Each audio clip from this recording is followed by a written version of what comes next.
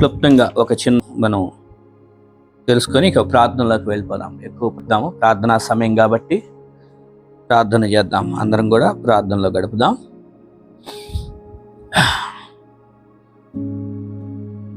ఈరోజు ప్రార్థన కొరకు వాక్యంలో ఒక భాగాన్ని చదువుకొని ప్రార్థనలోకి వెళ్దాం. కీర్తనలు 37వ అధ్యాయం, Psalm 37. కీర్తనలు 37వ అధ్యాయము మొదటిగా 1వ వచనం నుండి 10వ వచనం వరకు మనం ఉత్తర ప్రత్యుత్తర రీతిగా చదువుకుందాం. 1 నుండి 10 వరకు ఉత్తర ప్రత్యుత్తర రీతిగా చదువుకుందాం. 37వ కీర్తన 1 నుండి 10 వరకు. చెడ్డవారిని చూచి నీవు వ్యసన పడకము, దుష్కార్యములు చేయవారిని చూచి మత్సర పడకము.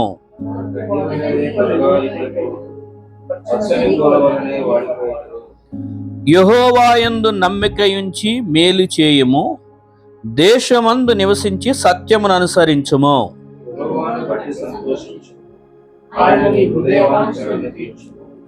నీ మార్గమును యెహోవాకు అప్పగింపుము, నీవు ఆయనను నమ్ముకొనుము, ఆయన నీ కార్యము నెరవేర్చును.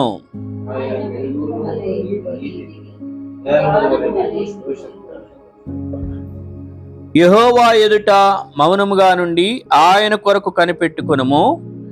తన మార్గమును వర్ధిల్లున వాని చూసి వ్యసన పడకము, దురాలోచనలు నెరవేర్చుకుని వాని చూసి వ్యసన పడకము.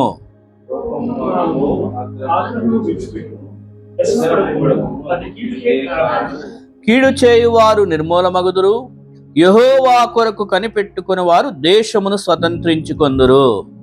కొంతకాలమునకు భక్తిహీనులు లేకపోవుదురు, వారి స్థలమును జాగ్రత్తగా పరిశీలించిన వారు కనబడకపోవుదురు. చాలాసార్లు మనము లోకంలో చాలా మందిని చూసి వాళ్ళు అన్ని పాపాలు చేస్తూ కూడా వాళ్ళకి పరిస్థితులు అన్నీ బాగున్నాయి, వాళ్ళకి అన్నీ బాగున్నాయి, వాళ్ళకి డబ్బులు ఉన్నాయి, వాళ్ళంతా బాగున్నారు అని కొంతమందిని చూసి అనుకుంటా ఉంటాం కదా. చూస్తేనేమో వాళ్ళు జీవించే జీవితాలేమో పాపం చేస్తుంటారు, అయినా కూడా మరి వాళ్ళకి ఎటువంటి కష్టాలు లేకుండా అంతా బాగానే సాగుతున్నాయి పరిస్థితులన్నీ అన్నట్లుగా మనకి బయట అనిపిస్తూ ఉంటుంది. కొందరిని చూసినప్పుడు మనకి ఎప్పుడైనా కష్టాల్లో ఉన్నప్పుడు మనకెందుకు, మనం ఇంత నీతిగా బ్రతుకుతున్నా కూడా మనకెందుకు ఈ బాధ వస్తుంది, మనం నిజాయితీగా నిలబడుతున్నాం, మనకెందుకు ఈ కష్టం వస్తుంది, ఎందుకు మనం ఇంతగా ఉండి కూడా, ఇంత భక్తిగా ఉండి కూడా మనకెందుకు ఈ బాధలు అన్నట్లుగా కొన్నిసార్లు అనిపిస్తుంది. అందుకని ఇక్కడ దావీదు భక్తుడు దేవుని చేత ప్రేరేపించబడి చెప్తున్న మాటలు ఏంటంటే, వాళ్ళని చూసి వ్యసన పడొద్దు, మత్సర పడొద్దు, ఎందుకంటే వారు గడ్డి వలె త్వరగా ఎండిపోవద్దురంట. ఎండిపోతారు ఒక రోజున, పచ్చని కూర వలనే వాడిపోవడం అనేది వారి జీవితాల్లో కొంతకాలం పచ్చగా కనపడతారేమో, కొంతకాలం అన్నీ బాగున్నట్లే అనిపిస్తుంది వాళ్ళని చూసినప్పుడు. అబ్బా ఏమండి వాళ్ళకేమండి చక్కగా అన్నీ ఉన్నాయి, అన్నీ బాగానే ఉన్నారు అంటారు. కానీ వాళ్ళ జీవితాలన్నీ కూడా గడ్డి వల్ల ఎండిపోయాయి. పచ్చకూర ఆకుకూరలు ఉంటాయి కదా, గోంగూర, తోటకూర, బచ్చల కూర అమ్ముతుంటారు బయట, అవి సాయంత్రానికి ఏమైపోతుంటాయి, వాడిపోతాయి, ఎందుకు పనికిరావు. అలాగా చూసినంతసేపే పచ్చగా కనపడతారు కానీ వాస్తవానికి ఇక తర్వాత వాడిపోయే జీవితాలే.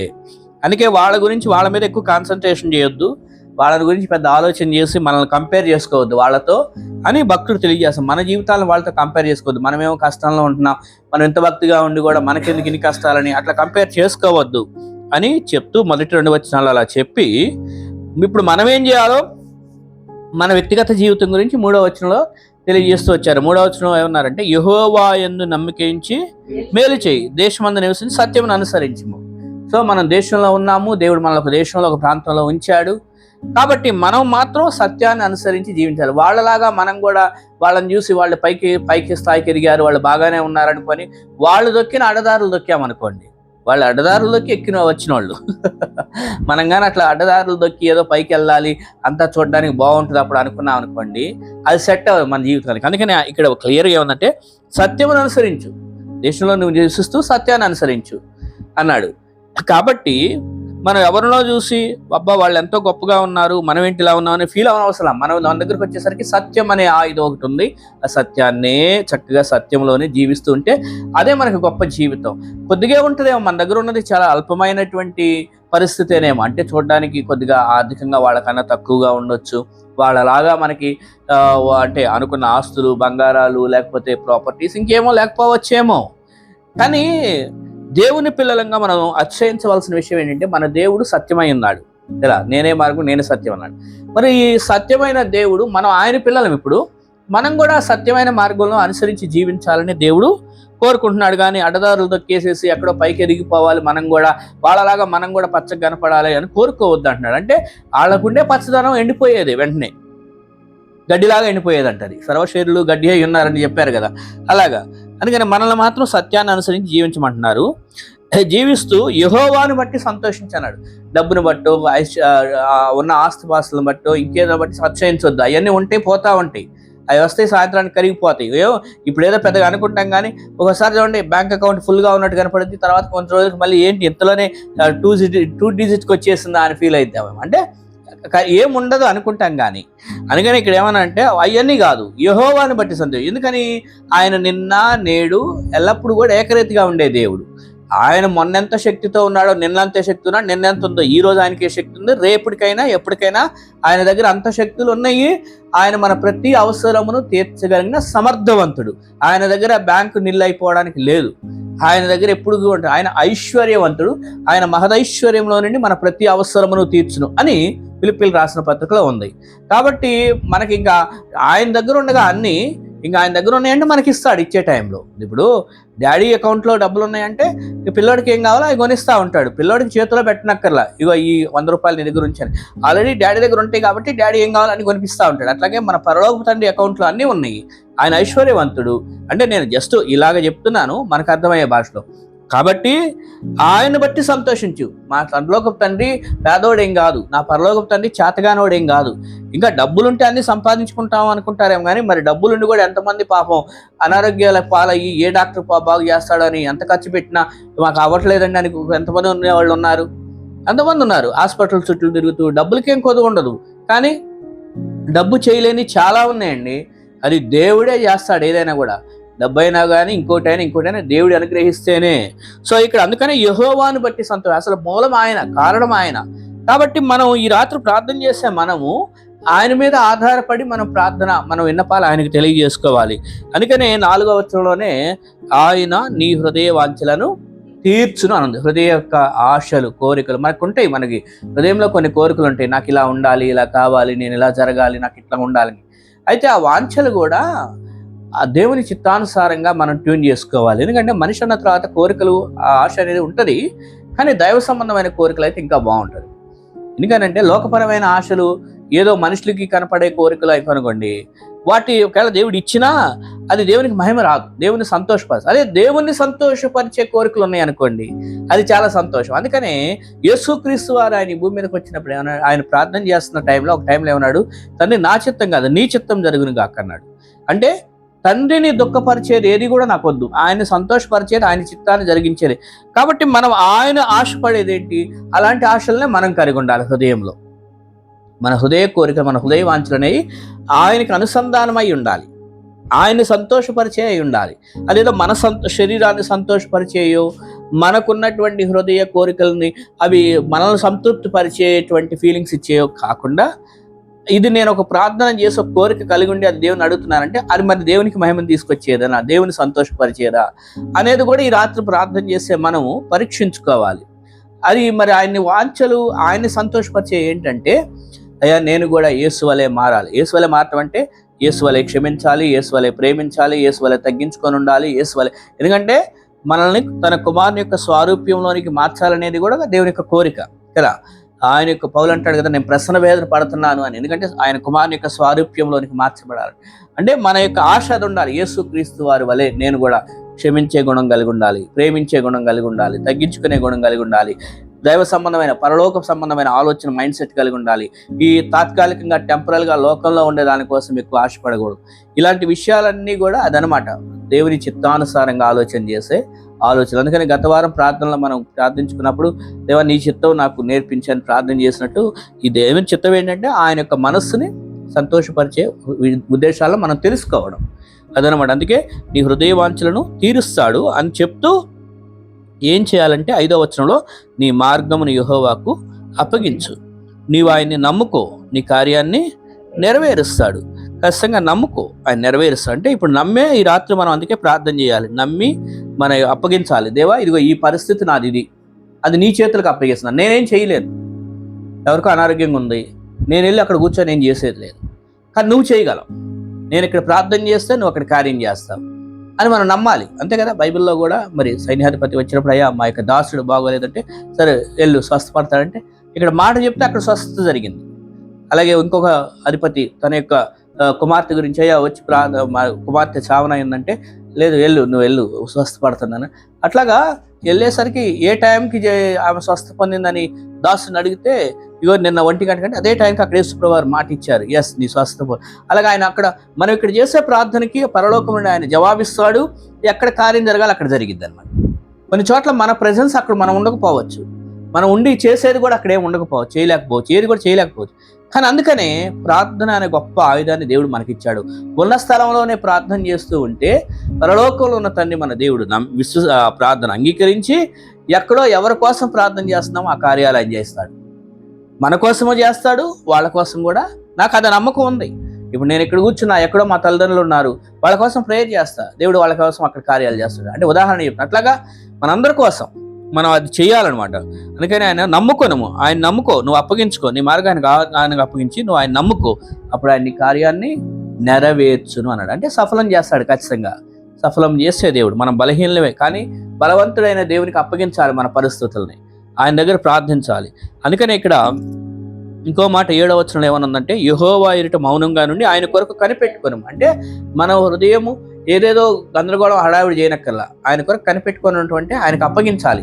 దేవా నా రిక్వెస్ట్ ఇది, నా ప్రార్థన ఇది అని ఆయనకి చెప్పేసి ఇక మనం దాని గురించి చింతించకూడదు, దాని గురించి ఏదేదో డిస్కషన్ చేసుకోకూడదు. అది అయిద్దో అవదో, ఎట్లా అయిద్దో ఏమో, ఏం జరిగిద్దో ఏమో, అదంతా అవసరంలా. ఆయనకు అప్పగించమని ముందుగానే చదివాము 4వ వచనంలో ఈ మార్గానికి. ఆయనకు అప్పగించిన తర్వాత మన ప్రేయర్లో మన రిక్వెస్ట్ ఏంటో ఆయనకి చెప్పిన తర్వాత ఇక మనం మౌనంగా ఉండి కనిపెట్టుకొని వెయిట్ చేయాలి. వెయిట్ చేస్తే ఆయన టైంలో ఆయన జవాబిస్తాడు. అది దీని యొక్క అర్థం అనమాట. కనిపెట్టుకో, యెహోవా వైపు మనం కనిపెట్టుకొని చూస్తా ఉంటే దేవుడే కార్యం చేయాలి. ఆయన కనిపెట్టుకోవడం అంటే దేవుని దగ్గర వేచి ఉండి, అయ్యా నువ్వు నీకు అప్పచెప్పాను, ఈ కేసు నీకు అప్పగిచ్చా, ఈ కేసు ఫైల్ నీ చేతికి ఇచ్చా, ఇక నువ్వు చూసుకో దీన్ని అన్నప్పుడు ఆయన చేసే కార్యం ఆయన చేస్తాడు. మనం అప్పగించడం మన బాధ్యత. లేదని ఆ కేసు ఫైల్ నేను నా దగ్గరే పెట్టుకుంటానంటే కుదరదు. అంటే అది మనకు అర్థమయ్యే భాషలో చెప్తున్నా, అది ఏ రిక్వెస్ట్ అయినా అది ఆయనకి చెప్పాలి, ప్రార్థన చేయాలి, ఆయనకు అప్పగించాలి. అప్పుడు ఆయన చేస్తాడు, కార్యం ఆయన చేస్తాడు. ఒకసారి ఆయన చేతిలో పెట్టిన తర్వాత ఆ ఫైల్ ముందుకెళ్లే బాధ్యత ఆయన చూసుకుంటాడు. అదండి మన దేవుని యొక్క గొప్పతనం. అందుకనే కనిపెట్టుకొని దేవుని దగ్గర విశ్వాసం ఉన్న వాళ్ళే దేవుని దగ్గర కనిపెట్టుకుంటారు. కనిపెట్టుకును అని మనం చదివిన ఈ 10వ వచనం దాకా 2 సార్లు చూస్తుంటాం. ఇక్కడ కానీ యెహోవా అయితే మౌనంగా ఉండి కనిపెట్టుకొని 7వ వచనం ఉంది. మళ్ళీ తర్వాత 9వ వచనం కూడా యెహోవా కొరకు కనిపెట్టుకుని వారు దేశాన్ని కనిపెట్టుకొని ఉంటుంది, దేవుని మీద కనిపెట్టుకొని ఉండాలి. అలాగే మళ్ళీ 34వ వచనంలో కూడా అక్కడ మనం చదవలేదు కానీ 34వ వచనం ఏముందంటే యెహోవా కొరకు కనిపెట్టుకొని ఉండుము. సో యెహోవా కొరకు కనిపెట్టుకొని ఉండాలి. కనిపెట్టుకొని ఉంటే అంటే మనం ఆయనకు అప్పగించేసి ఎస్ నా దేవుడు నాకు చేస్తాడు అనే నమ్మకం పెట్టుకొని వెయిట్ చేయాలి, ఎదురు చూడాలి. వెయిట్ చేయడం అంటే అక్కడ కనిపెట్టుకుని ఉంటాం అంటే ఇక ఆయన చేస్తాడు కదా, అప్పుడు దాకా నేను వెయిట్ చేస్తున్నా, ఆయనకు అప్పగించేసేయాలి, ప్రార్థన చేయాలి. ఈ రాత్రి మనం ఏమేమైతే మనం ఆయనకి చెప్పాలనుకున్నాం ప్రార్థనలో అవన్నీ చెప్దాం ఆయనకి. చెప్పేసి ఇక దాని గురించి చింతిస్తూ కూర్చోవద్దు. ఎలా జరిగిందో, ఏం జరిగిందో, ఎట్లా జరిగిద్దో, ఏమవుతుందో ఏంటో అని మళ్ళీ మనం చింతిస్తున్నాము అని అంటే మనం ఆయన మీద నమ్మకం పెట్టుకోలేదనే కదా. ఆయన చేస్తాడో చేయగలడో లేదో, సమర్థత ఉందో లేదో అనుకుంటే అది కరెక్ట్ కాదు.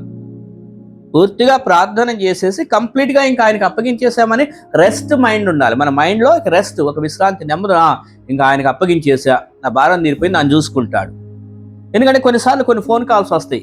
కొన్ని ఫోన్ కాల్స్ రాగానే మనం టెన్షన్ పడిపోతాం, అయ్యో ఎవరికో బాగోలేదను, లేకపోతే ఏదో జరిగిందని చెప్పి ఏదో అనగానే ఆ కొద్ది నిమిషాలు రకమైన టెన్షన్ ఫీల్ అయిపోతాం. అదంతా తీసుకెళ్ళిపోయి దేవుని సన్నిధిలో దేవునికి అప్పగించేస్తే, నిజంగా దేవునికి అప్పగించేసి దేవుని మీద నమ్మకం పెట్టుకునే వాళ్ళకి ఇంకా మైండ్ అయితే ఫస్ట్ క్లియర్ అయిపోయింది, చాలా రెస్ట్ ఉంటుంది, క్లియర్గా ఉంటుంది. ఎస్ ఆయనకు అప్పగించేశాను కదా, నా ప్రార్థనలో ఆయనకి చెప్పేశాను కదా, ఇంకా ఆయన చూసుకుంటాడు ఆ కేసు అనే ధైర్యం మనకు అలా కలిగి ఉండాలి. అంతేగాని చింతిస్తూ కూర్చోవద్దు. మనం ఈ రాత్రి ప్రార్థన చేస్తున్నాం, మనం ప్రార్థన చేసి మన రిక్వెస్ట్ దేవునికి అప్పగించేద్దాము. ఆయన చేయగల సమర్థుడు. ఆయన మనసు ఏంటో తెలుసుకొని ఆయన సంతోషపరిచేటట్లుగా ఉండాలని అలాంటి ప్రార్థనలు చేద్దాం. మిగిలిన విషయాలన్నీ ఆయన ఖచ్చితంగా కార్యాలు చేస్తాడు. అంతవరకు మళ్ళీ జవాబిచ్చేంతవరకు ఓపికతో రిలాక్స్గా ఉన్నాం, కానీ టెన్షన్ పడుతూ దాని గురించి 10 సార్లు ఎంక్వైరీ చేస్తూ ఉండొద్దు. 10 సార్లు ఎంక్వైరీ చేస్తూ ఉన్నామంటే ఇంకా ఏదో దేవుడు చేయలేదు, ఏం జరిగింది, అక్కడ అయిందా అవలేదా, ఎట్లా ఉందో ఏంటో భయపడొద్దు. అక్కడ దేవుడు వాళ్ళని స్వస్థపరుస్తాడు. ఎవరి కోసం మనం ప్రార్థన చేస్తున్నామో అక్కడ దేవుడు చేయాల్సింది అక్కడ చేస్తాడు. లేకపోతే ఏ విషయాన్ని అయితే మనం దేవునికి అప్పగించామో, మన జాబ్ ప్లేస్లో ఏదైనా అయిందని అది దేవునికి అప్పగిస్తే అది దేవుడు చూసుకుంటాడు. ఇలాగ అన్నీ మనం ప్రత్యేకంగా మన హృదయ వాంఛన ఏమై ఉండాలంటే, నేను ఈ సంవత్సరం దేవా నేను నీకు దగ్గరగా రావాలి.